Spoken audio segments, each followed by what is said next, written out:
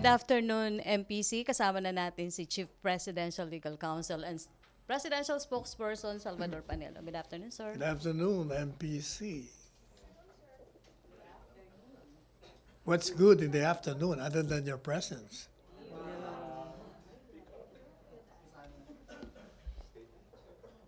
No statement. Okay, questions? The president has already made several statements last night. Joseph, and then Henry. Oh, Henry, ikaw daw muna kasi MPC President. Ano po ang atin? Alam, Sec, yung pinanggit ng Pangulo kagabi na ipinagbabawal niya sa mga cabinet secretary ang pagtungo sa United States. Kayo po bilang Chief Presidential Legal Counsel and Spokesperson, paano ninyo ito tinatanggap? Tinanggap ng maluwalhati. Dapat lang naman, huwag pumunta ron. Kinakansila nila yung sa kasama nating senador. Kung baga sabi niya nga, boycott tayo. Ano ba ito? Kasama pati mga personal trips ng mga secretaries? Family trips? Oo, huwag na muna pumunta ron. We have to defer to the president's wishes. That's including USEC, ASEC, Director. Hindi, cabinet members lang naman sinabi niya. Pero ang... But I suppose that goes without saying. Alright, thank you. Okay, may follow-up doon. Julie? Sir, recently napabalitaan pong si Davao Mayor Sara Duterte ay nasa US. Do you think, andun na siya, so kumbaga magiging after the fact na, do you think this travel ban might also apply to members of President Duterte's family? No, I Kahit don't think na so. official yun? That's an official study tour So organized by, I think, the National Security something Okay. of the U.S. So government.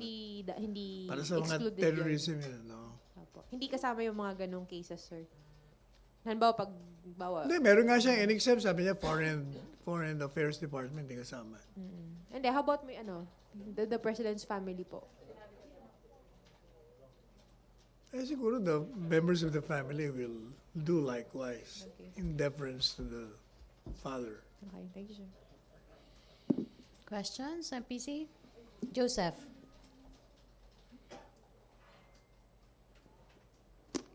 Sir, kahapon po sabi ni Presidente no, that he has terminated. And yung procedure na you mentioned before that we are undergoing is just, pro forma, parang something They that we will have to go have through. to, we will have to write them formally. Correct. Then But the effectivity is 180 days after. But the decision has been made. We are Yeah, hindi ba sabi niya? correct. Final na. All right. What is the effect now of the termination of the VFA with the other two treaties that we have? I mean, the MDT, the Mutual Defense, and then another one, EDCA. Wala. Why, sir? Bakit magkakaroon ng epekto? Tanungin naman kita, ano naman kinalaman nun?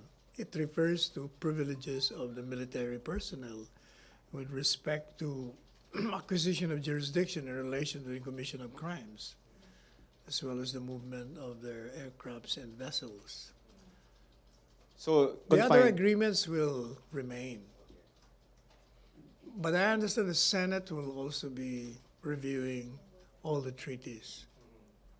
So, ang action po ng ating palasyo with regard to the Senate investigation to expand the review to include the MDT, you'll just allow them, or you're in favor of it, or? Well, this is their prerogative. So, as a practice, the executive department does not intrude nor interfere with the co-equal branch. So, sir, we don't have any interest in maybe abrogating also the MDT? Nasa ano yan eh, kung anong findings nila, they can recommend. Pero sir tayo, si Presidente, MDT, does he still want it? Which one? The MDT, sir, Mutual Defense Treaty. Well, I'll have to ask him. Basta yung, as he said, and as I said earlier before that, the decision of the president to terminate the BFA is a studied decision. it is a tactical and strategical decision stated by him.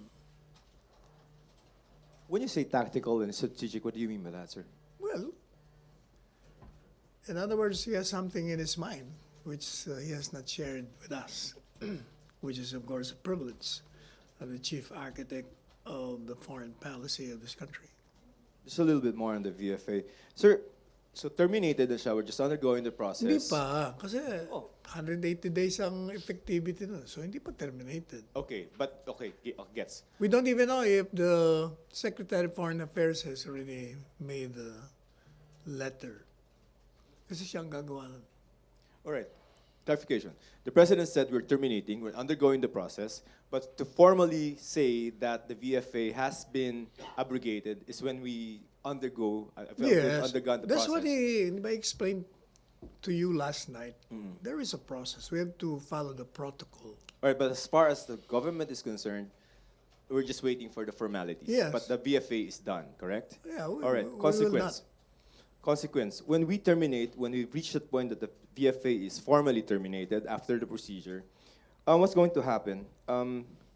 Say, for example, kay Pemberton, who's being held under custody, pero US yung may hawak sa kanya because of the VFA. What should happen to him? He remains in custody of the U.S. Nasa Camp Aguinaldo, sir, pero yung may hawak sa kanya is Philippines and US. Because we have the VFA. What's going to happen? What should He happen? will remain in custody with us.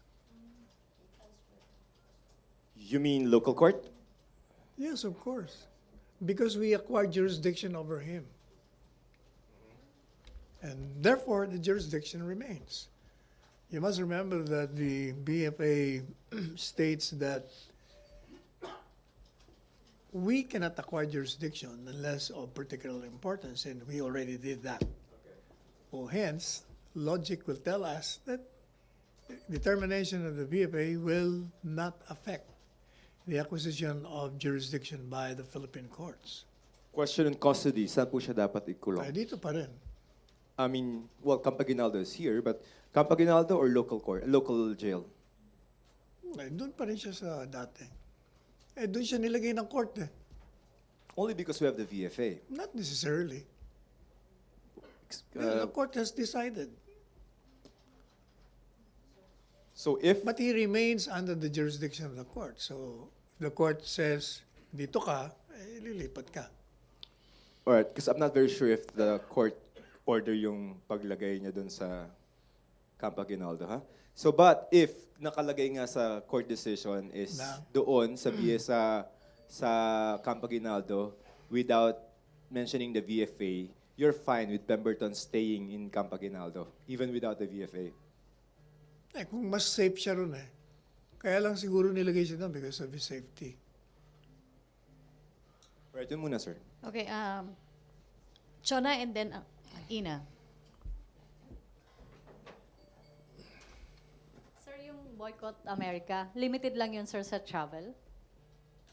Meaning, How about, sir, yung sa trade relations, yung importation, export, wala bang ganong boycott din? eh, wala namang, hindi naman sinabi ni Presidente, yung pagpunta lang doon. Okay, Ina. Sir, nabanggit nyo lang kanina, can you clarify lang? So, all cabinet secretaries except for the Secretary of Foreign Affairs? did Foreign you say Affairs, that? di ba? Sabi niya, Foreign Affairs. Parang in-exempt niya eh. Okay. Well, Secretary Teddy Boy Locsin is in Washington now. Is wondering, I'm unclear on the agenda. Is the palace aware of why he's there? Did the president perhaps send him there to? No, he discuss anything? went there because of several meetings previously scheduled. Walang directive from the president na baka meron din pong inutos Wala. sa kanya si Hindi. presidente. Kausap ko si Secretary Locsin. Okay. Sir, yesterday the president also mentioned that he's slowly toning down on our relations with the US. Ano ba gusto niya talaga mangyari? Ano yung end goal niya? Hindi ko alam. We'll have to ask him. He will have to elaborate on that himself. Anong difference nun, sir, sa initial pronouncements niya in the earlier part of his term when he basically said that he wants to lessen the country's dependency on traditional allies like the US? I really don't know. But, it's about time that we, as a country, relies on our own resources. We cannot be relying on others. We have to strengthen our capability in defending ourselves from foreign intrusions. By relying mainly on one particular country, you lessen your capability from the moment that alliance with that country is terminated. Bigla kang may iwan, wala kang gagawa sa sarili mo. So siguro mas gusto ni Presidente tingnan natin yung ating kakayahan. Palakasin natin ang kakayahan natin.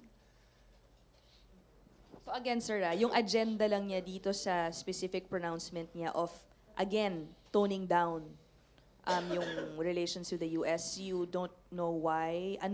Where he sees bilateral relations heading from this point? Yeah, as I said, he has to make elaboration of that himself. Okay, last lang. Sir, can you clarify what the President said also? Saan na ba yun? Yung limiting interaction with the US, ano yung scope nun? Although clearly yung travel, what else could that cover? Yung boycott na gusto niyang mangyari. I will ask him. Thank you, sir. Francis, and then Joseph and Chinky. Sir, follow-up lang dun sa tanong ni Ina. Yung sinasabing boycott, tapos yung ilimit nga yung relations with the US. Kasama rin po ba rito yung eventually pag-recall ng Philippine ambassador to the US, sir? Wala naman siya sinabi. Just to stress a point lang na ayaw nga, In-accept niya nga yung foreign affairs. Ibig sabihin, sige pa rin yung relasyon natin sa kanila. Siguro sa akin tingin, my personal insight of that decision sa boycott is more of a protest sa ginawa nila, sa ginagawa nila sa mga kababayan natin. Okay. Joseph, and then Joseph. Similar, we don't need to scale down our diplomatic presence in the US because of this. Mukhang wala naman siya sinabi. In-accept niya nga ang travel ng Department of Foreign Affairs. Ituloy pa rin lahat ng mga activities nila. Maybe in the future? Hindi natin alam. Okay. Okay, Jinky, then Sam. Hi, sir. Sir, isa lang. What if, sir, mag-explain ng US? Magano? What if they explain their side on why they canceled the US visa of Senator De La Rosa?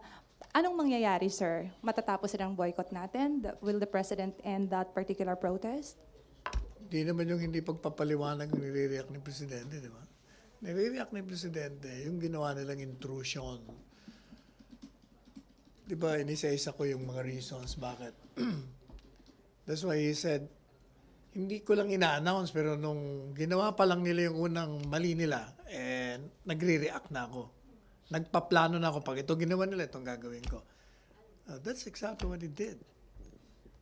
Sir, one last. Ipapatawag niyo po ba, or does the palace has this plan to actually call the presence of the U.S. ambassador here? Who? The U.S. ambassador, sir. Nag-uusap na sila ni ES eh. We already talk. I don't know what they talk about. I'll ask ES. Okay, sir. Okay, yun na yan. Oh, Ace. Yung microphone. Secretary, just for the record, yung mga pronouncements ni President regarding the BFA, yung toning down, may kinalaman po ba ito sa decision ng President to seek stronger ties with China? Not necessarily. His decision was mainly based on the actions of the U.S. government with respect to the U.S. Senate and the U.S. immigration. So the President is not appeasing China or Russia? No. Walang ganon, Sec. Okay, salamat po. Okay, other issue. Okay, sige. Nakalimutan ko ni maganda si Vance. Ang ganda. paabot ng microphone kay Vance and then si Ina. Yes, sir. Good afternoon. Kasi you have said banning the cabinet members going to the U.S. May reaction po si Senator Lacson na saying that it will affect our economy and security. Kasi especially we have Filipinos in the U.S. Any reaction on this? He's entitled to his opinion, but I don't think so. Sir? He's entitled to his opinion, but I don't think so. Okay. Okay na, Vance? Sige. Sek, yung protest lang, ay binanggit mo it's a protest sa ginagawa ng US Tingin sa ko mga lang, more on sa mga kababayan protest. natin. Ano yung ginagawa sa mga kababayan natin? Hindi yung ginawa, yung mga sinabi ni Presidente, mga reasons why he's terminating the visiting force agreement. Kasama na yung ginawa nila kay Senador Bato. Kasama lahat yun. So yun ang primary reasons kung bakit The talaga. primary reason is yung binanggit kong 4 na dahilan. Which is? One, demanding the release of the lawfully detained Senator De Lima, which is definitely a brazen interference with our judicial system, disrespecting our judicial process. Number 2, passing a Senate resolution condemning the war on drugs of the president. Number 3, introducing an amendment to the national budget of the U.S., barring entry of certain government officials who, according to them, had anything to do with quote and unquote wrongful detention, to which we disagree vehemently. And number 4, the cancellation of Senator Bato's U.S. visa.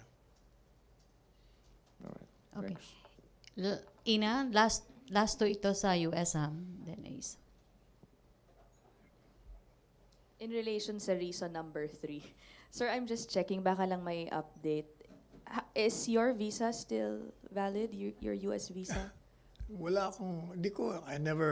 First, I'm not interested. So I don't even ask.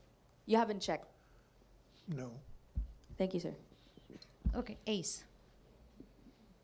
Secretary, if the move to terminate the VFA is not intended to appease China or Russia, what does strategic and geopolitical consideration mean?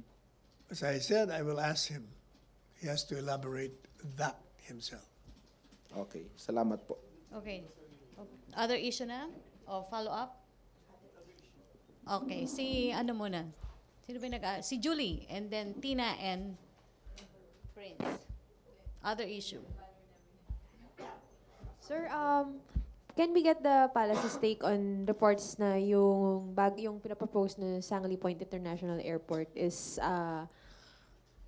seeming to be in favor of a state-owned Chinese contractor, the China Communications Construction Company. Yung mga other bidders kasi are complaining na rushed daw yung selection process and tilted in favor of China na parang operating under the assumption na it's gonna be a partnership between China and the Philippines. You must remember that bidding process has certain conditions. So bidders will have to comply with all the conditions. So if the Chinese company has complied with all the requirements, unlike others, then necessarily the Chinese company will be the chosen one.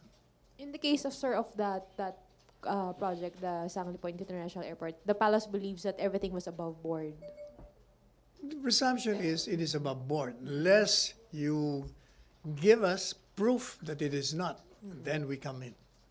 Is the palace open to bawa? You're saying na if they give proof, then Of you course. might. You must remember that this government has always been open to any complaint. In fact, we encourage people to complain so that we will know whatever anomalies there are. Are we telling the other bidders who backed out of the project to complain to Malacañang and Oh, send if they evidence? have valid complaints, why not? They should. Okay. Thank you, sir. Okay, Tina and then Prince.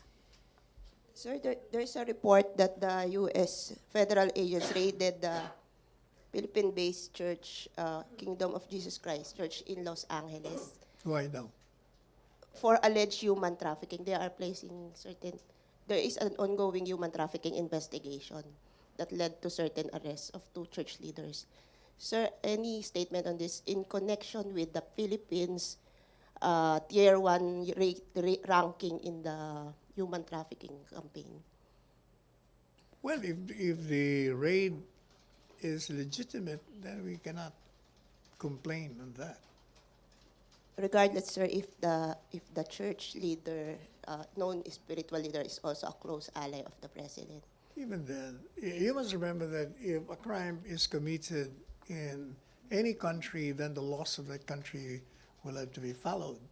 We have to respect them the way we ask them to respect ours. Thank you, sir. Okay, Prince. Sir, good afternoon. Sir, Francis. may result na ba yung review ng UP Ayala Techno Hub lease agreement, sir? Wala pa kasi nag-request pa lang ako ng copy. Parang pinadala pa lang nila kahapon. Kasi sir, last night, the President mentioned about it in passing. He said Binanggit ba siya? Parang wala ako nakita yes, sa he interview said niya. Ano sabi niya? it's not merely in the water sector, it's in the LRT and some lands that were leased to them. Would you believe it? At 70 pesos per hectare yung lupa dyan sa UP. Talagang if you compute all the corruptions done by those, yung mga customs, it pales in comparison sa nakaw dito. Oh, so the question is, D- di ba does the we- President we're think- studying it. We will study it. Kadarating lang no contract.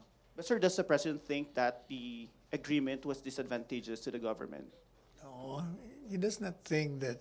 Yun ang kwento sa amin. Yun ang, di ba? That's what I told you. Somebody sent an article, I read it, and I shared it with you. That is why we got interested. We want to know whether those allegations are true or not. Thank you, sir. Okay, questions? Chona and then Ina. Sir, follow up. You said kadarating lang ng contract. Kaya kahapon, pinadala ni yung vice president nila. UP, sir. Yes. And how much We requested it, copy. and how much daw, sir, yung lease ng Ayala? Hindi ko lang, I haven't even seen it. Sinabihan lang ako na nandiyan. Okay, Ina. Last question na ba tayo kay Ina?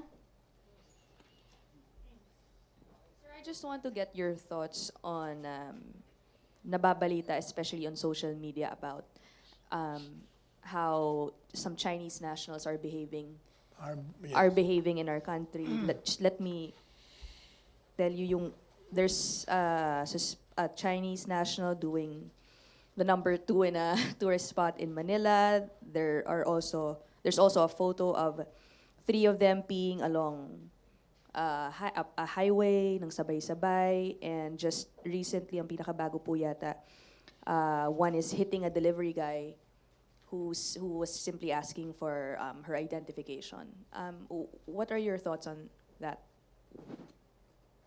Our policy is very clear.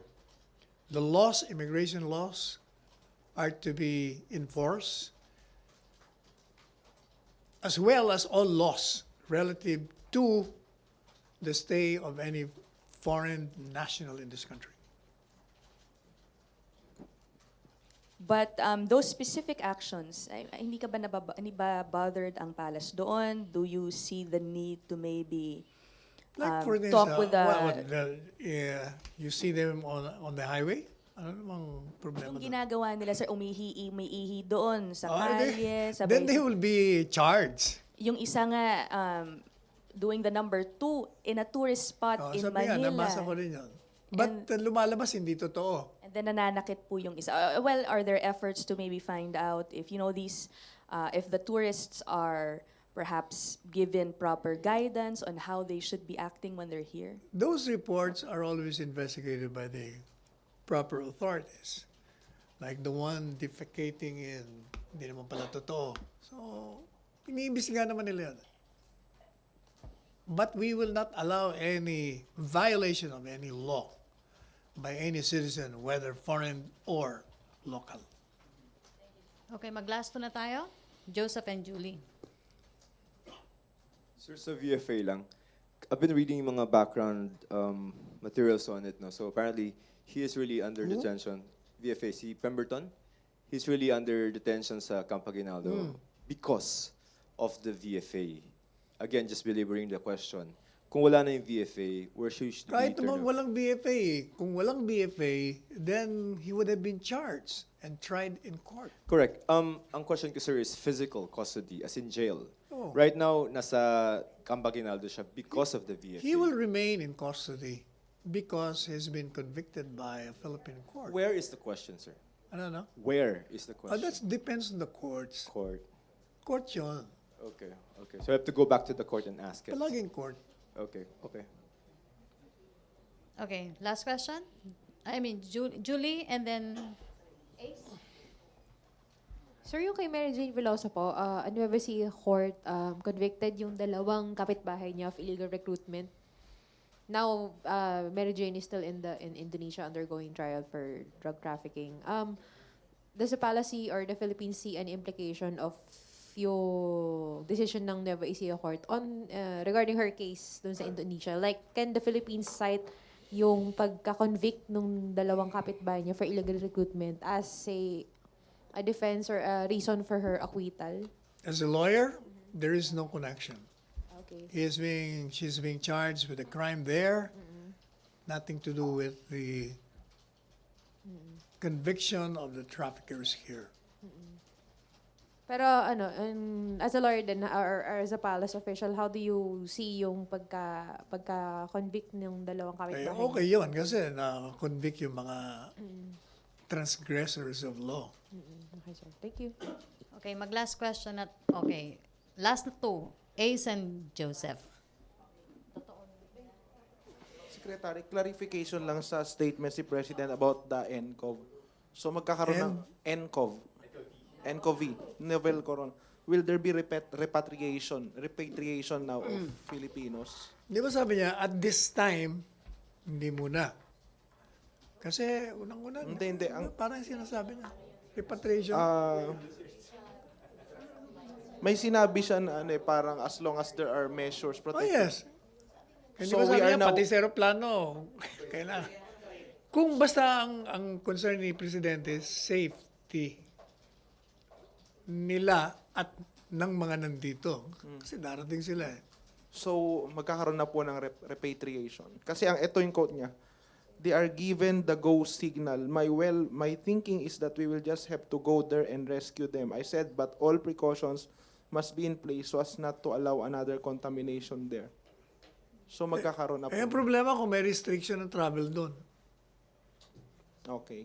Kung may restriction, then we have to formally request for their repatriation.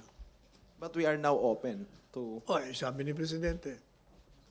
what prompted the President to yung Eh, kasi nga, change of stance. they were asking us to Meron bring na- them here. Okay. So meron na bang moves yung agencies to start the process? Hindi ko alam kung meron lang start. Kahapon lang, kagabi lang naman sinabi ni Presidente. I'll ask the Dole Secretary. Okay. Thank you, Sec. Okay, last, Joseph. Sir, kahapon si Presidente, he said it's not inclined to ban travel from China or yung mga flights coming from China. Kasi hindi naman yata nila binaban din yun. Parang yan ang sabi niya, di ba? Hindi Ano rin po? nila nire-restrict yung pagpunta doon eh. Sir. And Wala reciprocal. correct. And yung pong kahapon, remember the question, yung sa Olonga po, and you said what was the legal basis if you prevent the docking of the ship. But sir, di ba sa Constitution, somebody pointed out na parang the right to travel can be impaired due to interests of national security, public safety, or public health, as may be provided by law. Can you interpret this in light of that decision that we have to make, if ever? I don't think that, I think that has become moot and academic. According to SBMA Administrator Isma, she said that those cruise ships have already canceled all the trips from February to March. So talagang walang darating. Yeah, but removing that aspect, but the decision that we have to make, if ever, do we need to ban flights? Oh, if we need to ban them because of the safety of our countrymen, we can. We can. But right now we do not need that. We cannot yet. Wala nga. Una-una, wala tayong baban. Hindi naman sila darating. Sir, yung pong as may be provided by law, ano ba to? Dapat ba may executive order ni Presidente or Congress has to come Kung up sinabing with as may be provided by law, di Congress, Congress. law. And that is a requirement Yes. before we can effect this one. Okay, thank you. Okay, no more questions? Okay, thank you, MPC. Thank you, Secretary Panelo. Thank you. Okay, back to our main studio sa Radyo Pilipinas and People's Television Network.